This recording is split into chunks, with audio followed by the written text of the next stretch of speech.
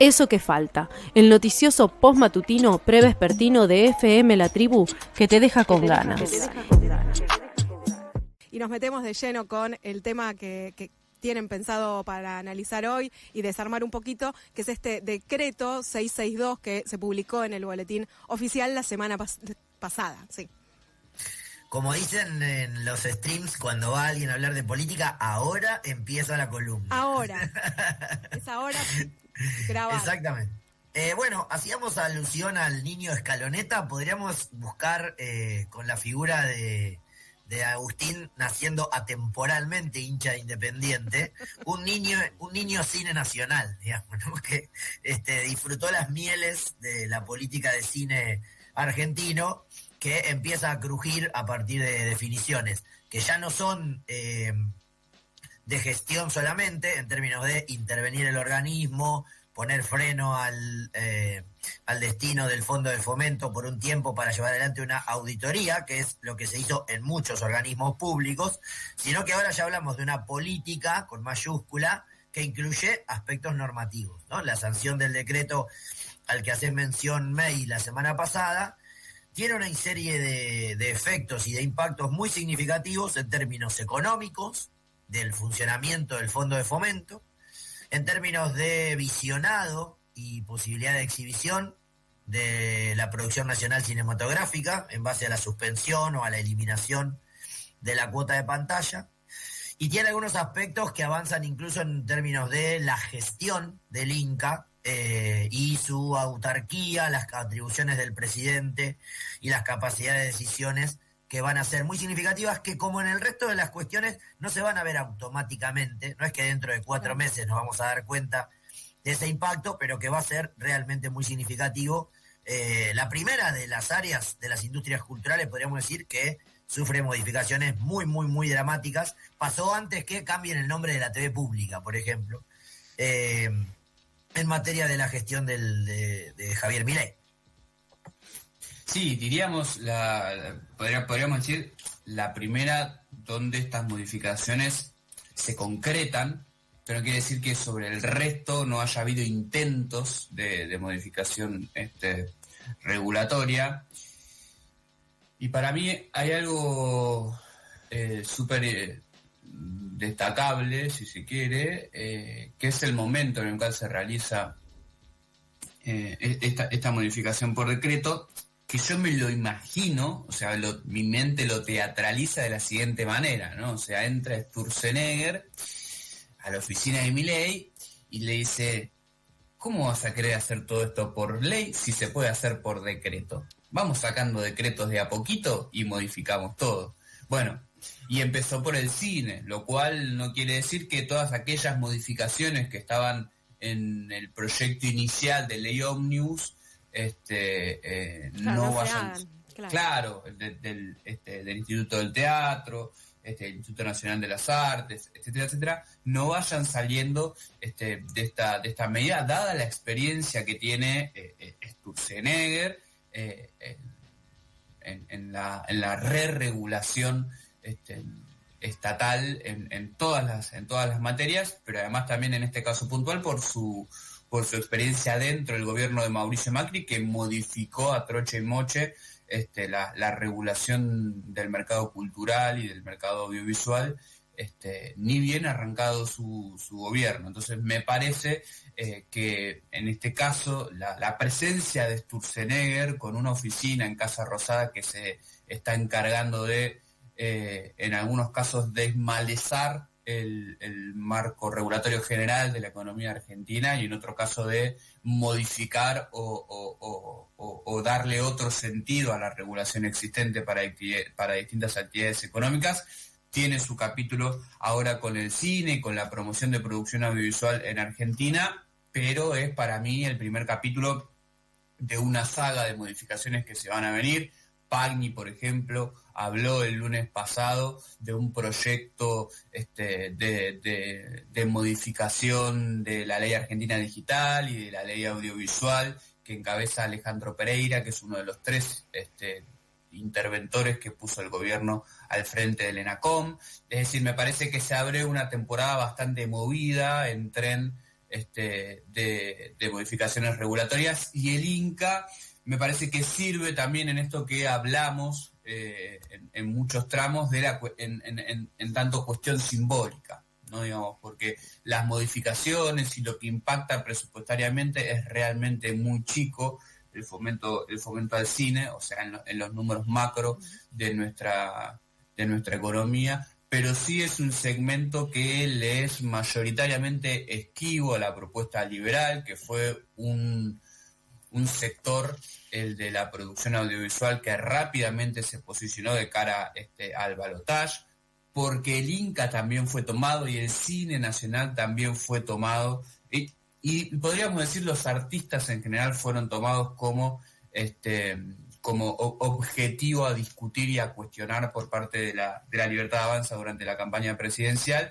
y por eso me parece que tiene bastante de simbólico, más allá de político y de económico, esta decisión de avanzar con modificar qué puede fomentar, cuánto puede fomentar y qué requisitos se deben cumplir para cine, en largo, en corto, en documental, en plataforma, digamos, en todas sus variantes de producción. Algo que mencionaba el decreto es lo de la cuota de pantalla. Y ahí hago como una pregunta muy inicial, que es ¿qué es la cuota de pantalla y qué es lo que estaba garantizado? Uh-huh.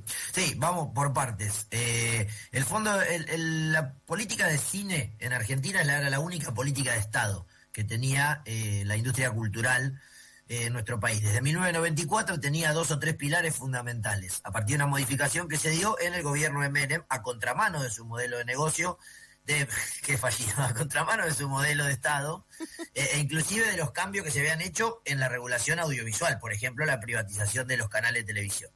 Básicamente establece un mecanismo para fomentar la producción nacional, que se combina de una serie de lugares de donde viene la guita, el 10% del valor de cualquier entrada, de cualquier película en el cine, más las formas de alquilar que había, pensemos en el 94, la tecnología, la industria de alquiler en videoclubes, etcétera. Un porcentaje más significativo, que es lo que recaudaba la autoridad de aplicación de la radio y la tele.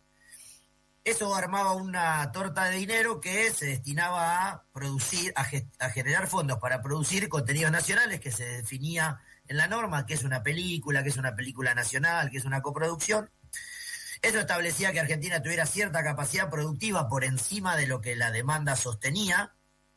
En el año 93 se estrenaron 3 películas argentinas producidas en Argentina. Y a partir de allí la torta fue creciendo hasta que se estrenen más de 100 por año, que implica más o menos un 25% del total de la oferta. Es decir, en Argentina el 25% de la oferta de cine que se ve, que se puede ver, es de Argentina. El resto se divide entre Estados Unidos, Europa, etcétera. Pero esa normativa, que incluía formas de financiarlo, venía acompañada por la cuota de pantalla, que es esto que preguntabas, May, que es establecer una obligación a los exhibidores. Recordemos que en el cine podríamos distinguir 3 jugadores en el eslabón productivo: productores, distribuidores, exhibidores. Los que hacen las pelis, los que las comercializan, los que las exhiben en la ventana, ¿no? En la pantalla de cine. Los exhibidores, es decir, las salas de cine, estaban obligados a exhibir una cuota nacional, es decir, de cada 10 películas, un porcentaje tenía que ser de esas que se producían en Argentina con ese dinero establecido al fomento. Pero esa cuota de pantalla que garantizaba estreno, que es una condición para que los que producían el cine accedieran al fomento, tenían que conseguir que su película se exhibiera, aunque sea en una condición mala para la continuidad. O sea, alcanzaba con que te la den una tarde en el Gomón para cobrar el fondo. Venía acompañada de otra muy interesante, que era la media de continuidad, que establece lo siguiente: los exhibidores de películas deciden entre lo que pasa el jueves cuando estrenan y lo que pasa el domingo a la noche, la última función de la semana. Exactamente, la decisión para ver cuándo una película sigue exhibida o no. Esa decisión se toma más o menos en un promedio de cuántas entradas se está vendiendo. La media de continuidad establecía que para levantar una película argentina ofrecida en la pantalla, el promedio tenía que ser menor a la mitad del promedio de cualquier película. Entonces la combinación entre cuota de pantalla, garantizaba exhibición, y media de continuidad establecía que esa oferta, el 25% de lo que se exhibía en Argentina era argentino, pudiera durar un poco en el tiempo. Más o menos a números redondos, porque es muy difícil dar número en radio, esa cuota de pantalla permitía que las películas argentinas se quedaran con el 14, el 11, el 13% de la taquilla, es decir, bastante menos que la oferta, pero que implicaba un número robusto en términos de qué se exhibía, dónde se exhibía, en qué condiciones se exhibía. Bueno, todo eso es afectado por este decreto al que vos hacías referencia. Ya no hay más cuota de pantalla y media de continuidad y se han modificado los topes de lo que el Fondo de Fomento puede destinar de todo lo que recauda el instituto a fomentar y de lo que puede fomentar a cada proyecto en particular, lo cual vuelve bastante esperable impactos negativos en términos de la aplicación de esta normativa. Claro. En este sentido hay que decir que el fomento a la producción audiovisual en Argentina alcanza a todos los actores. Es decir, no es que hay un segmento del cine que filma solo gracias al aporte del Estado o que filma con la tuya. Darín, Franchella, Evaraglia y el actor y la actriz Carla Peterson, la que se te cruce por la cabeza y el que se te cruce por la cabeza, cobró del Estado por hacer cine y cobró también, digo, estoy forzando, ¿no? Digo, pero digo, sí, el grupo Clarín filmó claro, con dinero del Estado, totalmente. Sí, porque en Argentina hacer cine solo es viable en un número muy... Si el mercado tiene que bancar, es decir, si el corte de ticket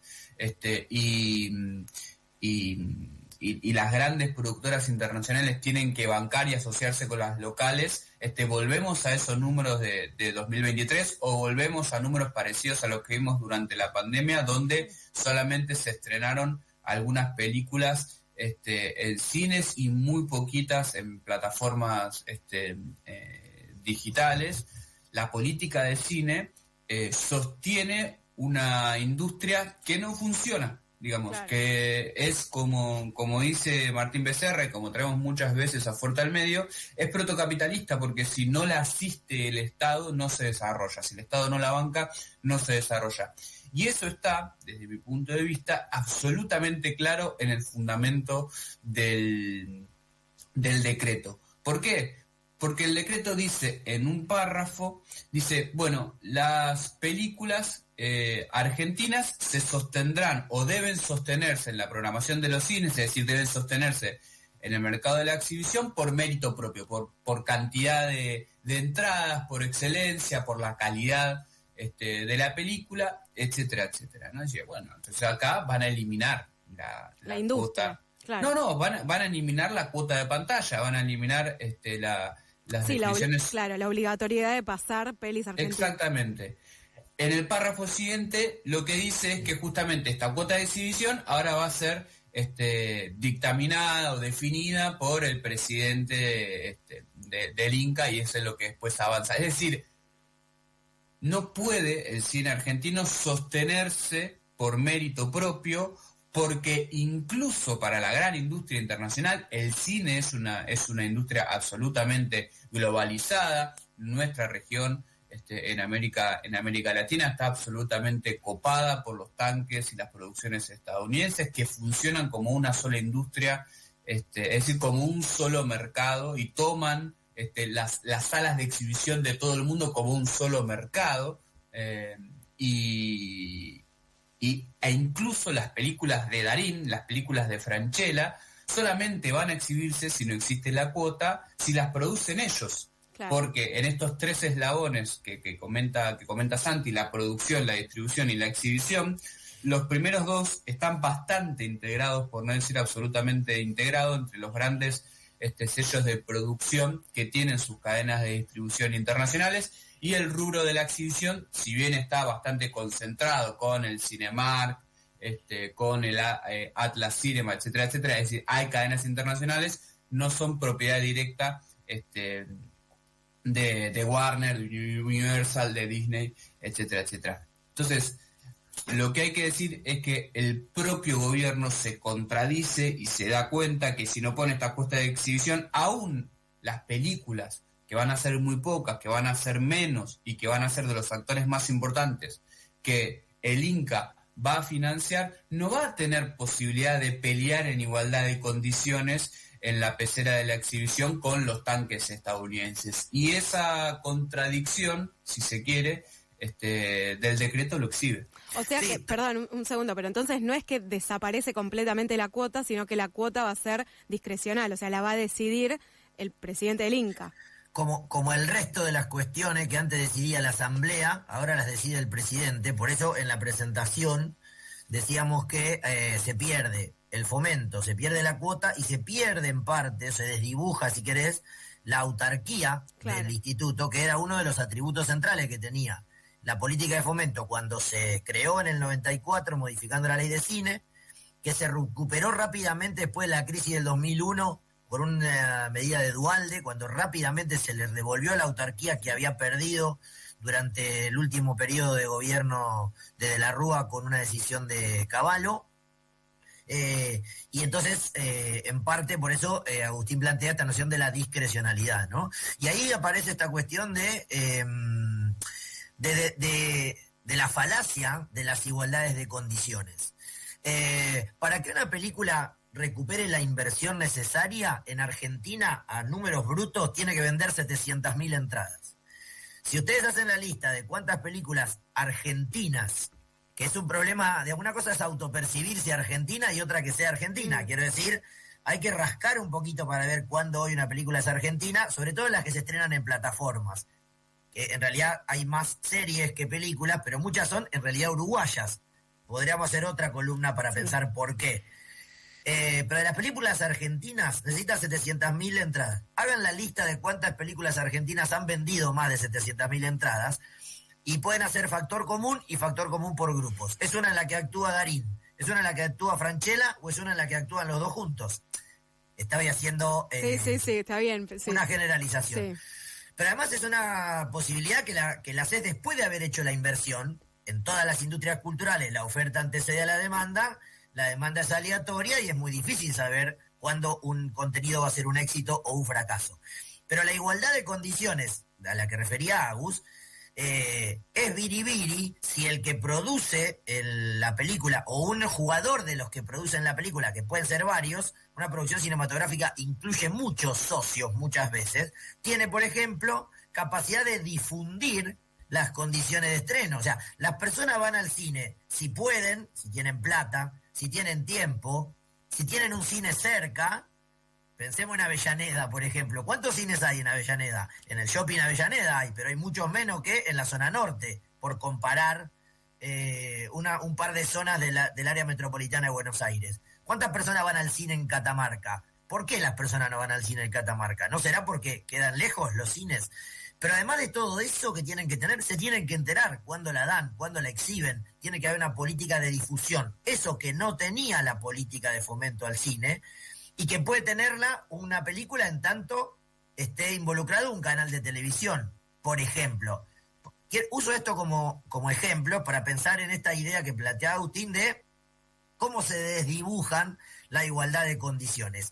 Porque ahora no se puede, pero por otra ley, que es la ley de etiquetado frontal, pero en muchas ocasiones las personas, de alimentos, en muchas ocasiones las personas se enteraban que había una película para niños porque venía en el postrecito o en el yogur o en las galletitas. Eso no se puede, pero no por la ley de cine, sino que no se puede por otra normativa. La situación es ciertamente compleja y efectivamente el efecto va a ser retardado porque ahora se va a empezar a producir menos, pero el año que viene en los cines argentinos vamos a ver lo que se produjo este año, en condiciones, o en el anterior, en otras condiciones normativas, y me parece muy claro esto que planteaba Agus de la disputa simbólica que implica esta normativa, porque no es que el Estado va a gastar menos, además del enfrentamiento con un sector específico, una disputa política, y también la incidencia de la política con minúscula en el diseño de las políticas con mayúscula, es decir, cómo Sturzenegger notifica al gobierno de que es mucho más efectivo para sus objetivos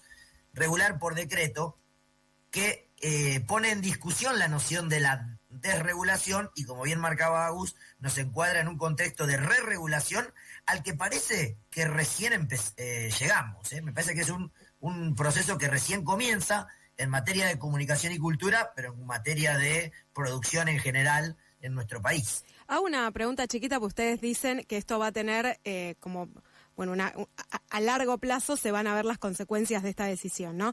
La pregunta es, la semana que viene, los cines de Argentina, ¿tienen obligación de pautar pelis argentinas que ya estén listas para ser emitidas? Entiendo que no.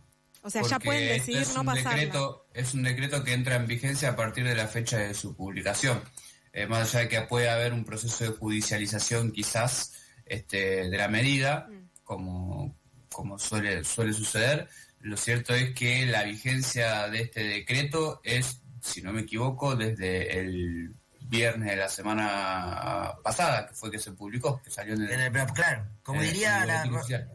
como diría la Rosalía, ya no. Ya no, bien. Ya no. Bien. Es un decreto simple, Agus, ¿no? Entiendo, en términos del tipo de decreto. Sí, es un decreto simple porque, entre otras cosas, la maraña regulatoria del cine lleva a que exista una facilidad de con un decreto simple dar de baja. Hay una cuestión que es bastante técnica, pero que no es menor, que es que lo que realmente modifica la regulación del cine no es tanto el decreto, sino el anexo, que es un decreto que es el reglamento el nuevo reglamento de la ley de cine. Claro. ¿Sí?